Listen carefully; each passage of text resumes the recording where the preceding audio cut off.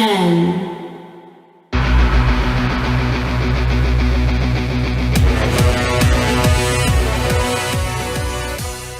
Salut à tous, c'est StudyPerfect10, j'espère que vous allez bien. On se retrouve pour une double vidéo, double ration aujourd'hui, donc il y aura beaucoup de choses à dire. Je vais essayer quand même de faire court, malgré le contenu. On va parler très rapidement de la review de NXT TakeOver Wargames qui a eu lieu la nuit dernière. Si ça ne vous intéresse pas, avancez la barre un petit peu plus loin, voilà, vous regardez un peu avec le jeu des visuels, hein, vous avez des petits aperçus sur la barre d'avancement, hein, donc vous connaissez le principe de YouTube. Donc si vous voulez directement arriver sur Survivor Series, vous savez comment faire, et si vous voulez écouter, vous êtes le bienvenu. On va faire ça très rapidement, je vais revenir sur les différents matchs. On a eu d'abord Cassius Ohno contre Lars Sullivan, donc avec une victoire de Lars Sullivan, un match qui a été assez rapide, hein, qui a fait entre 6 et 7 minutes, quelque chose comme ça. Victoire attendue, hein, de Lars Sullivan, puisque c'était lui qu'il fallait mettre en avant. Cassius Ohno, lui, au contraire, il était là pour plutôt mettre Sullivan en avant.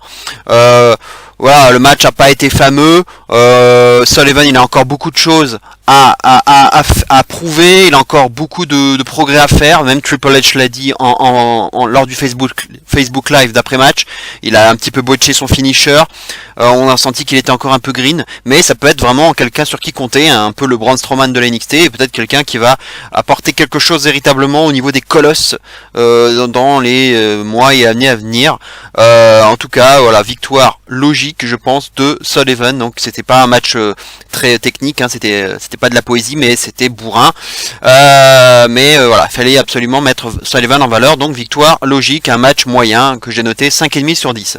Match suivant, Aleister Black face au Velvet Dream.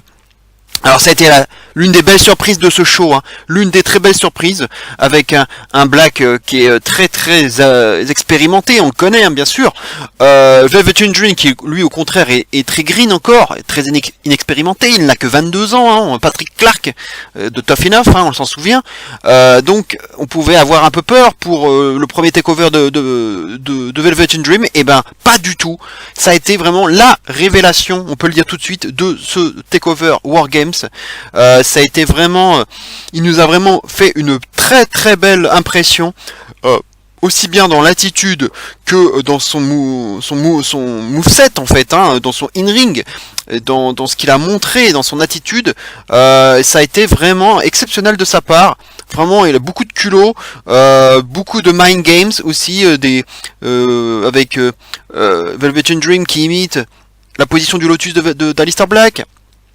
Aleister Black qui en rajoute aussi, qui se couche un peu sur le ventre, un peu à la manière du Velvet Dream. Donc il y a eu beaucoup de mind game, et puis après le match est monté en intensité, le public a vraiment adoré, et il a beaucoup soutenu Velvet Dream, alors que c'était le heel. Donc ça prouve déjà le respect déjà envers le public, probablement aussi vis-à-vis du locker room, et d'Aleister Black lui-même, puisqu'il a cité à la fin du match, bien sûr. Donc j'ai oublié de vous le dire, Velvet Dream a gagné, Aleister Black a gagné avec son Black Mass, victoire logique, hein, puisque Black il était invaincu, il fallait qu'il l'emporte, c'est normal, mais il n'a pas décrédibiliser Velvet Dream, qui au contraire en ressort grandi.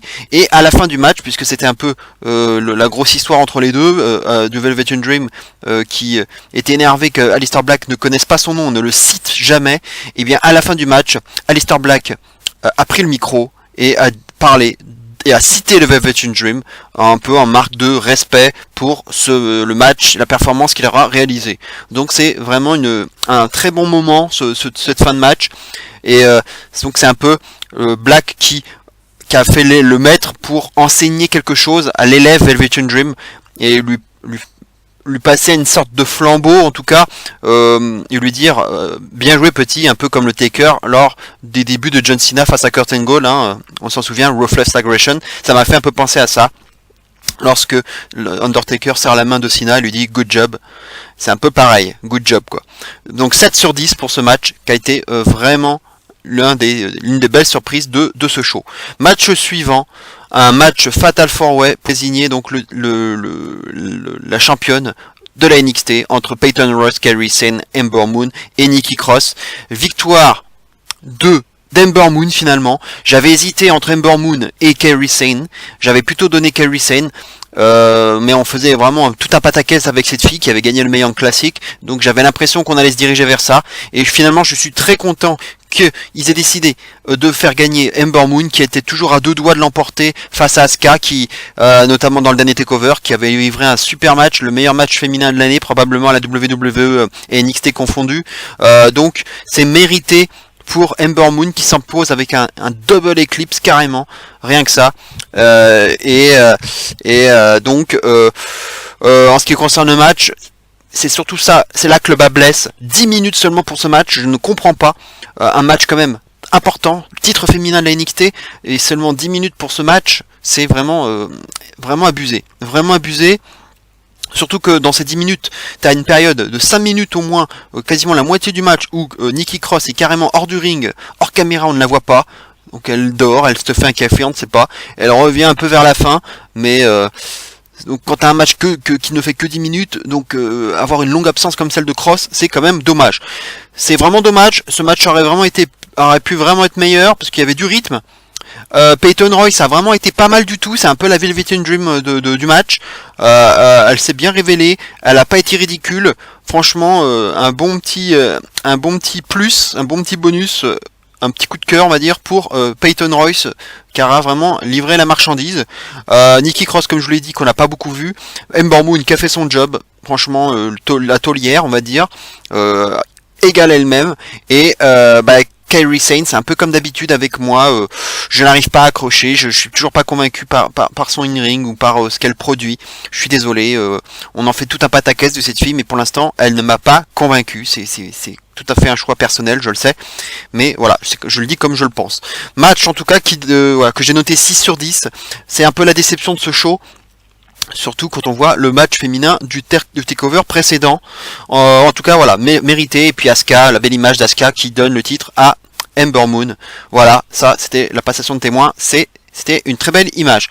Match suivant, match championnat NXT entre Drew McIntyre et Andrade Cien Almas.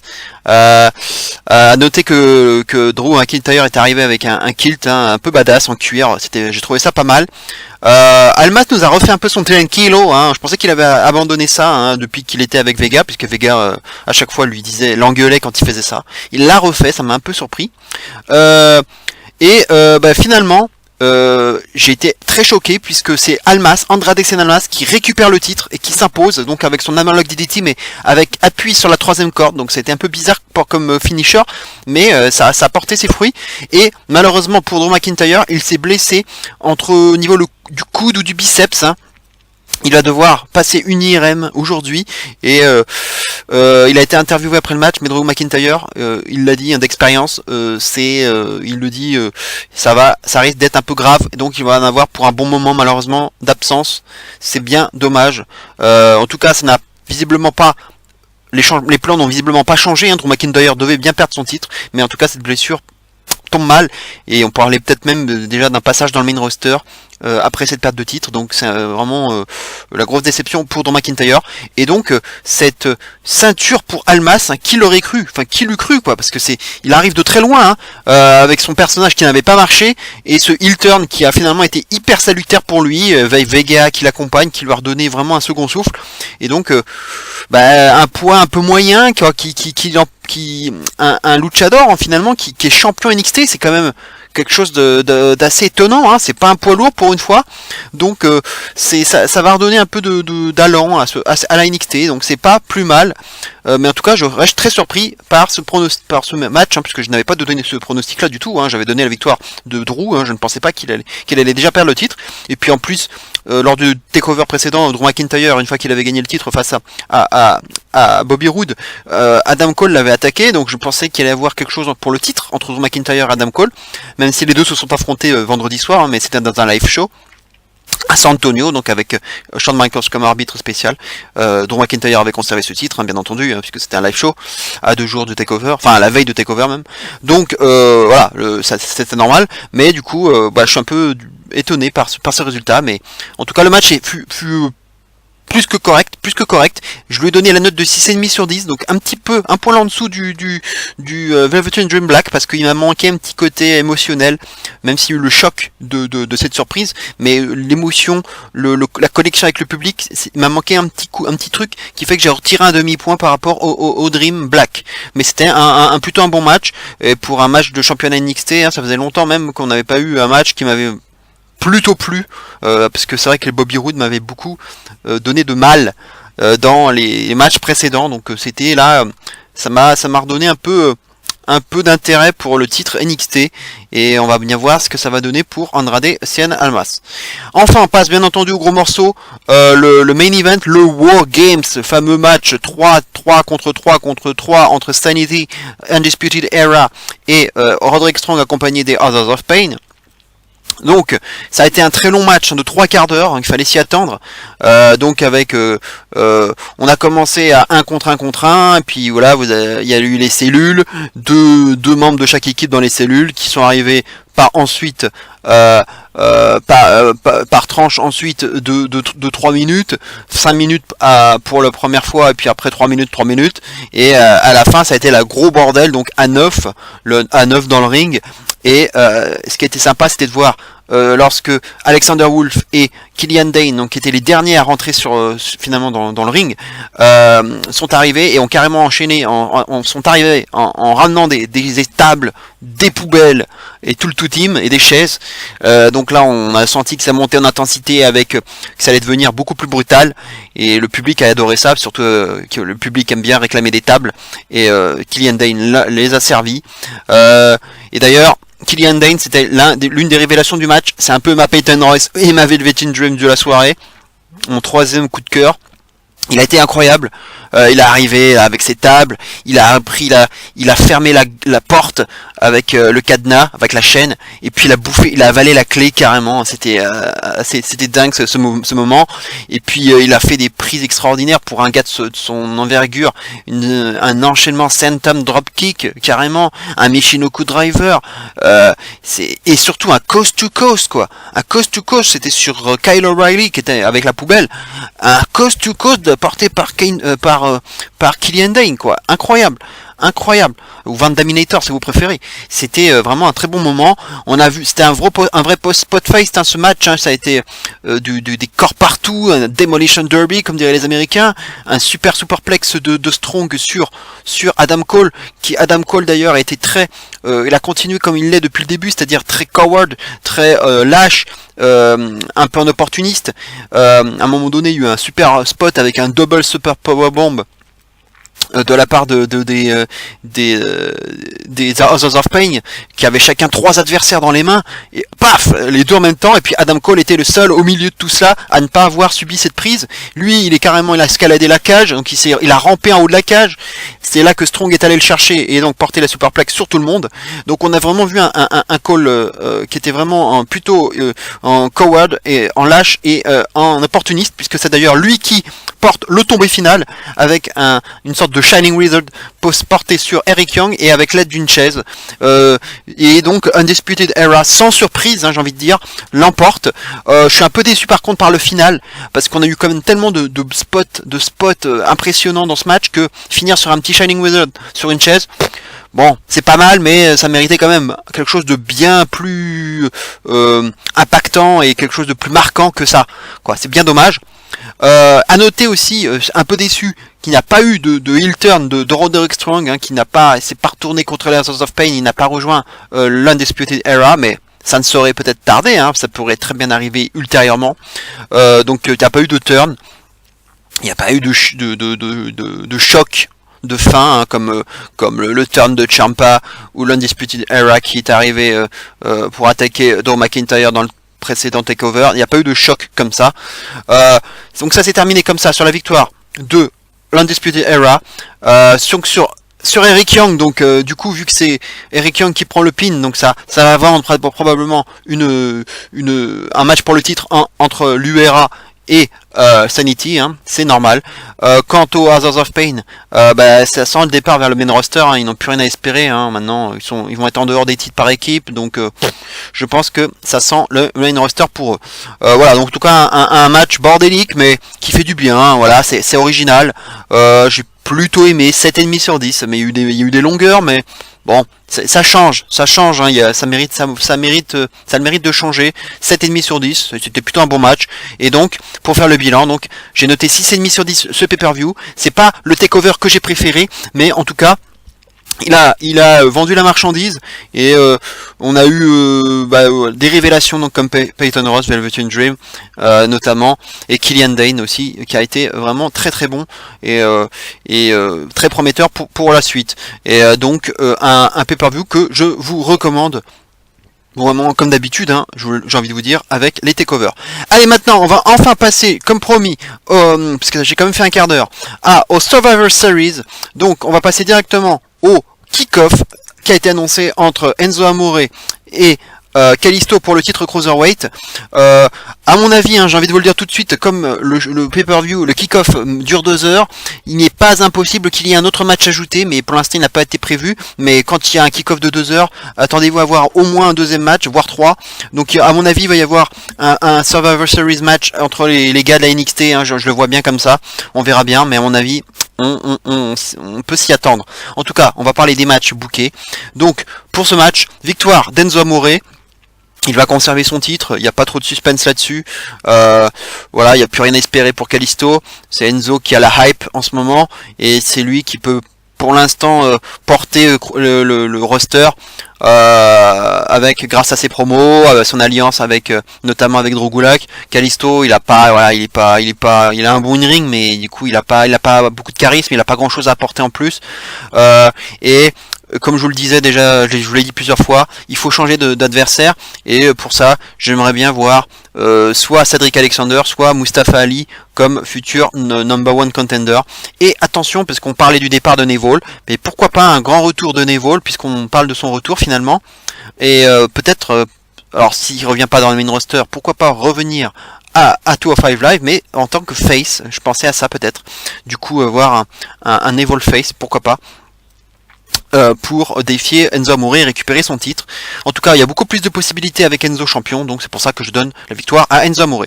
On passe maintenant à la carte principale. On va attaquer directement avec le 5 contre 5 féminin entre Naomi, Natalia, Becky Lynch, Carmella Tamina contre la Team Raw, donc composée de Sasha Banks, Asuka, Alicia Fox, Nia Jax et Bayley.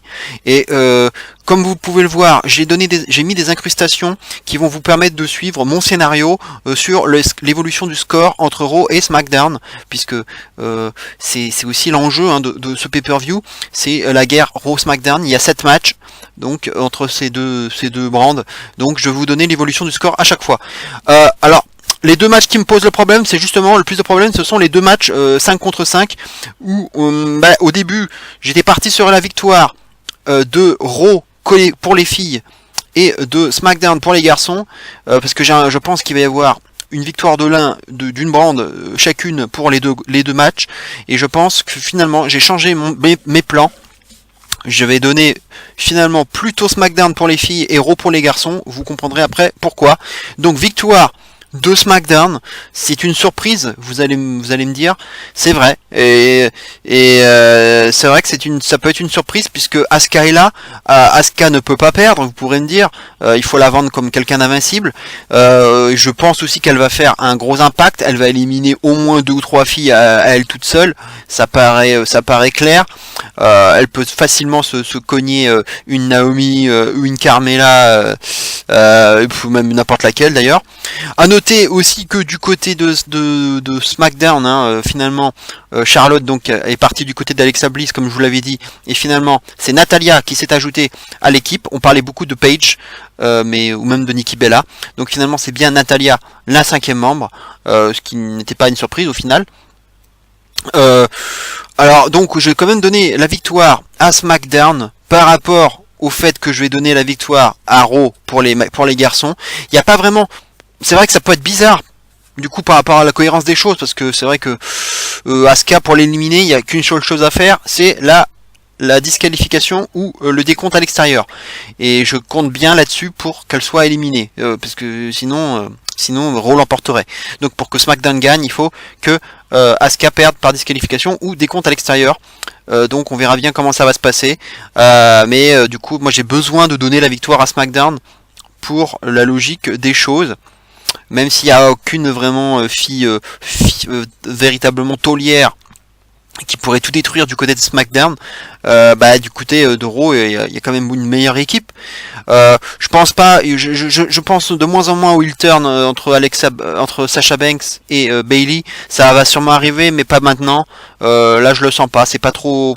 C'est un peu, je vois pas trop maintenant, pas tout de suite. Et puis des heel turns, à mon avis, il y en aura plus tard dans la soirée. Là, je vois pas tout de suite. Donc j'écarte tout ça tout de suite. Il va falloir donc éliminer Nia Jax et Asuka. C'est vrai que ça va être compliqué. Je me mets un peu dans la merde en donnant la victoire à SmackDown, je le reconnais.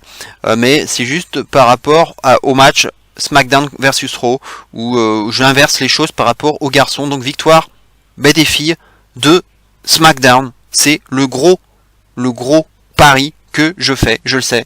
Ça va être difficile, mais bon, je donne quand même la victoire à SmackDown. Match suivant, le Miz contre Baron Corbin. Comme vous pouvez le voir, un partout, puisque je vais donner là, il y a sans trop de surprise, la victoire au Miz, parce qu'il en a pris beaucoup plein la gueule ces derniers temps. Il a pris des triple powerbomb de la part du Shield. Souvenez-vous de TLC où il se fait manger par le Shield, enfin les 2 tiers du Shield et Kurt Angle. Il se prend aussi le triple powerbomb. Kurt Angle lui porte le Lincoln Lock. Enfin bref, il a pris cher le Miz. Et du coup, il a besoin de cette victoire. Il faut qu'on lui redonne un peu de lustre. Corbin, il a essuyé des défaites contre Sin Cara, donc même si c'était pas forcément très clean, par moment.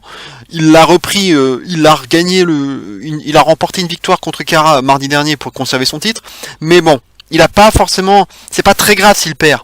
C'est pas très grave, c'est des one shot. Le Miz doit l'emporter, c'est beaucoup plus important pour lui. Donc victoire de Miz pour redorer son blason. Il n'y a pas eu grand chose entre les deux au niveau build-up, hein. C'est surtout le Miz qui s'est un peu excité, je l'ai vu une petite vidéo qu'il avait tournée, parce que le Corbin avait un peu parlé de sa femme, donc évidemment le Miz a fortement réagi et a menacé le Corbin, bien entendu. Donc ça ne tient à pas grand chose cette feud, si on peut parler de feud. En tout cas, victoire du Miz. Match suivant, match par équipe entre les Usos et The Bar. Match alors qui va être très serré, je pense que ça va être un très bon match. À la base, on devait avoir Ambrose et Rollins face aux Usos, mais on le sait, ça a changé de plan. Du coup, Cesaro, The Bar ont remporté les titres aux mains d'Ambrose et Rollins dans un Raw la semaine dernière.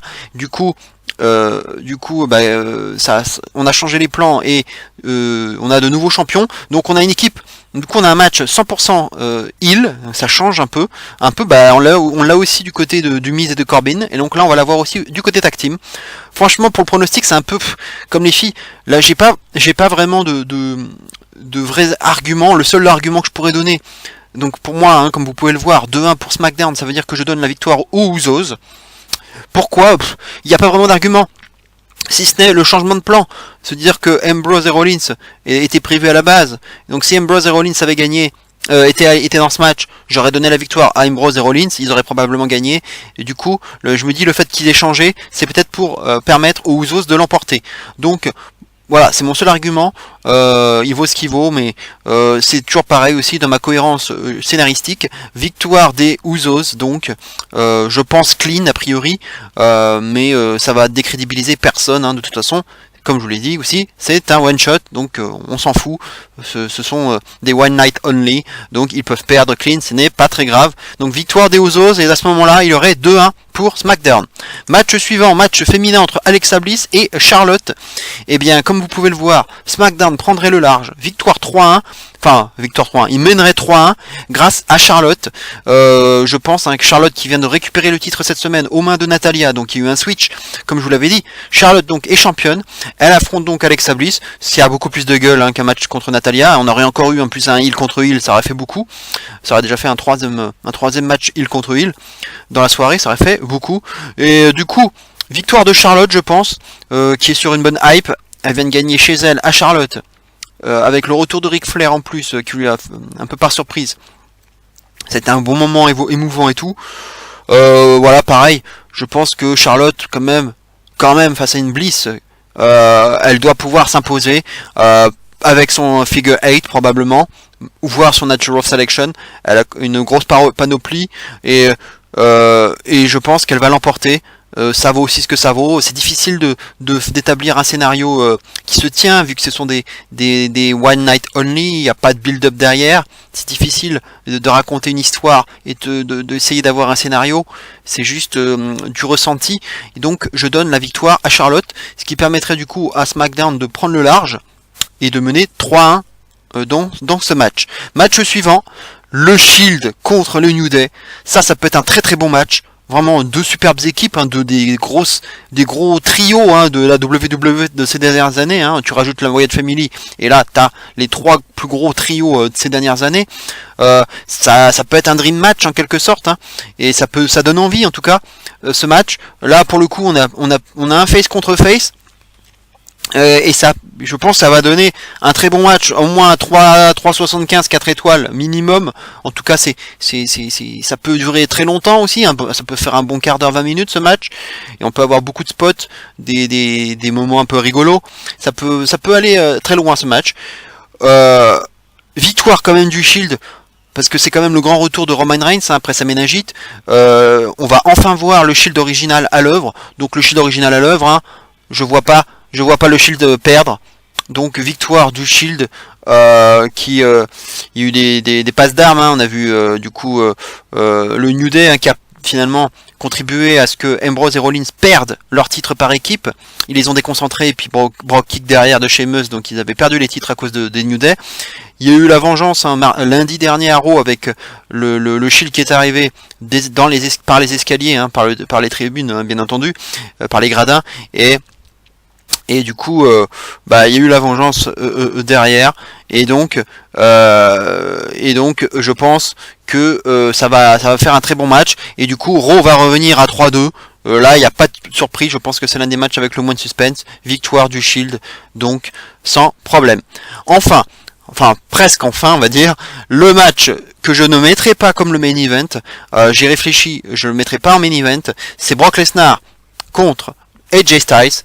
Comme vous voyez, égalisation 3-3, puisque je donne la victoire à Brock Lesnar. Je vois mal Brock Lesnar perdre ce match. AJ Styles vient de récupérer le titre aux mains de Jinder Mahal. Donc on peut se dire, en plus il y a eu une petite rencontre entre les deux à SmackDown, Mahal lui a dit qu'il allait reprendre son titre. On peut se dire qu'il va y avoir une intervention de Jinder Mahal. Il peut tout à fait intervenir dans ce match.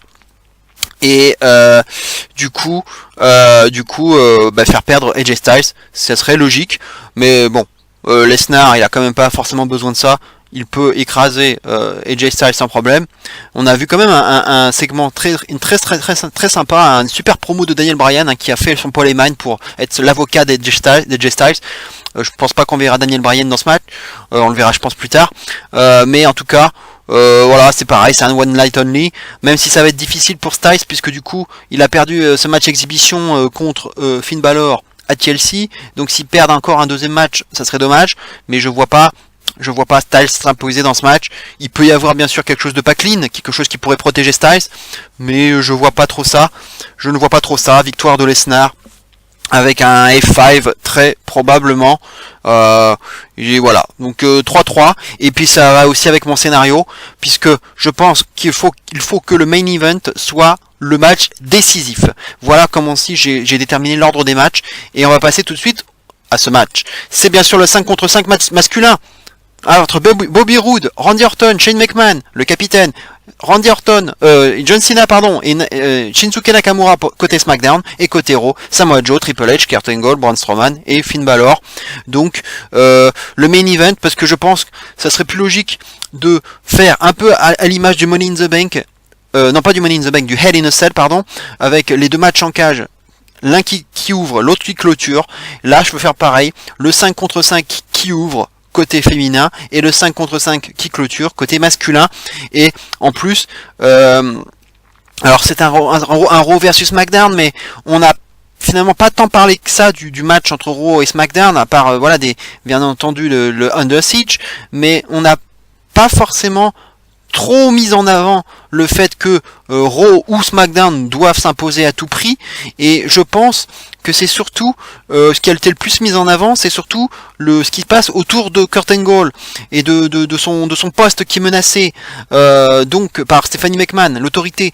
Donc je pense que c'est surtout ça qui est important, et puis ce qui se passe aussi autour de Shane McMahon, aussi qui est décrié dans son propre camp, notamment par Daniel Bryan et par Kevin Owens et Sami Zayn. Donc toutes ces histoires à l'intérieur, mêlées entre elles, font que je vois pas ce match ne pas être le main event.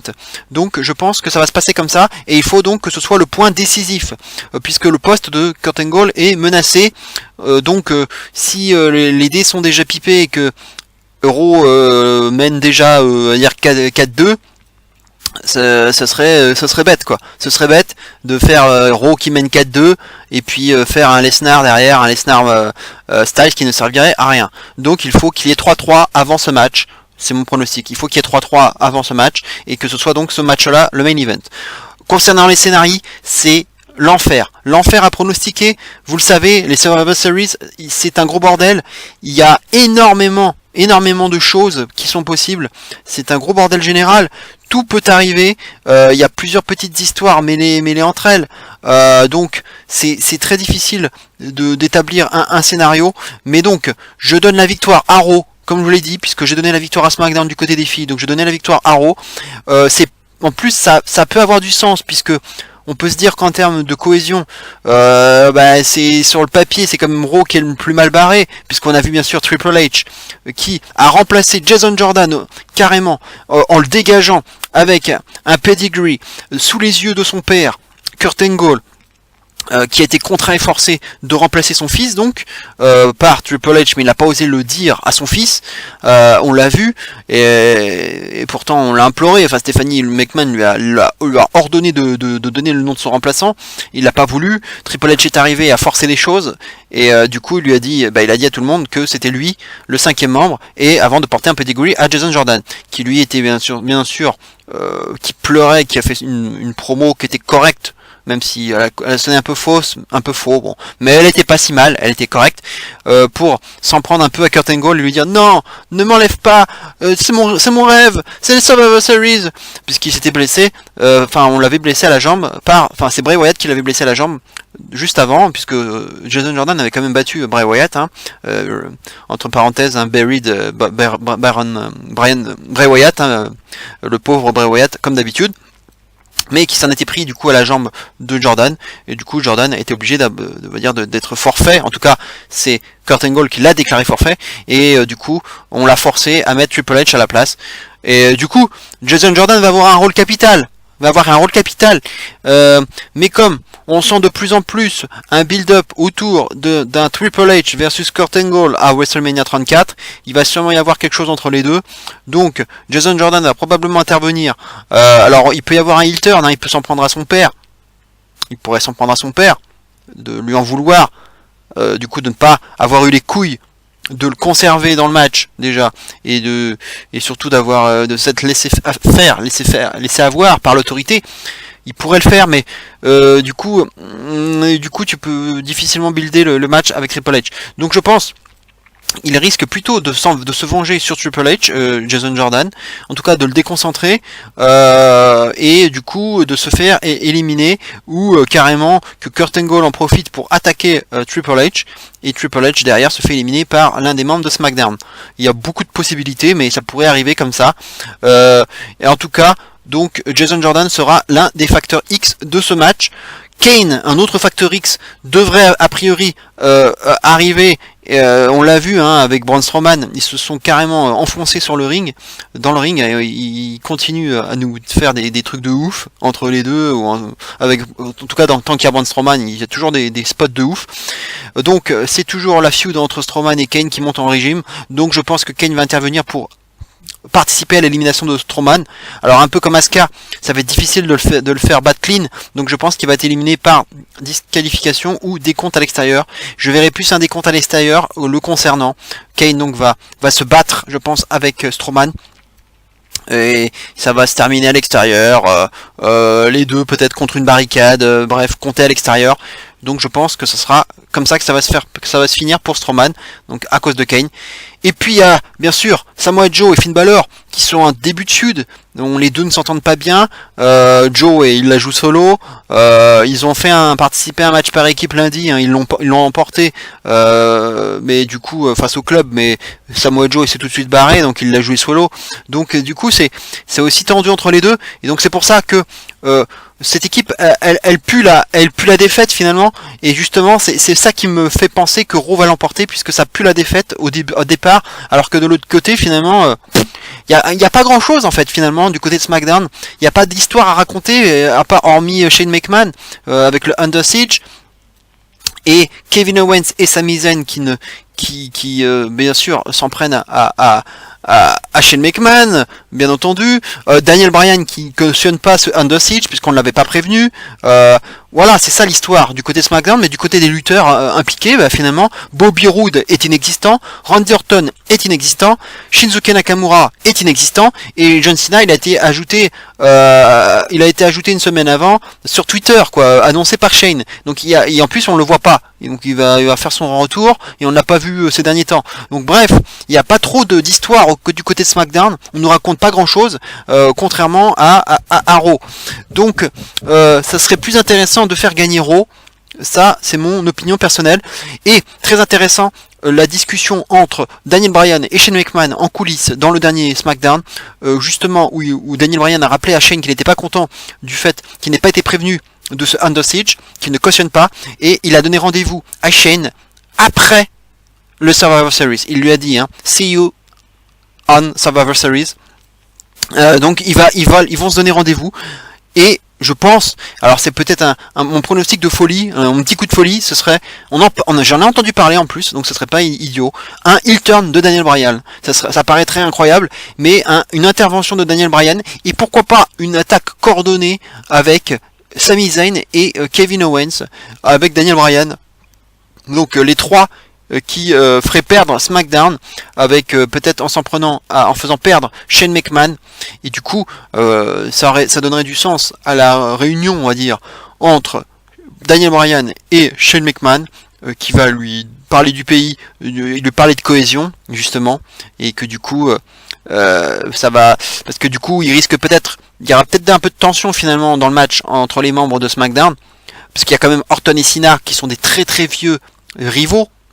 Il y a Bobby Roode et Nakamura aussi, donc il y a des anciennes rivalités. Il peut se passer pas mal de choses aussi dans cette équipe, même si on nous a rien vendu, on nous a pas vendu vraiment de tension entre les 5, donc c'est bien ça le problème, mais il pourrait y en avoir. Et puis bon, dans ce match de manière générale, il y a quand même des face à face qui promettent. Orton Triple H, Cena Triple H, on peut avoir Samoa Joe face à Bobby Roode, Samoa Joe face à Randy Orton, Samoa Joe face à John Cena.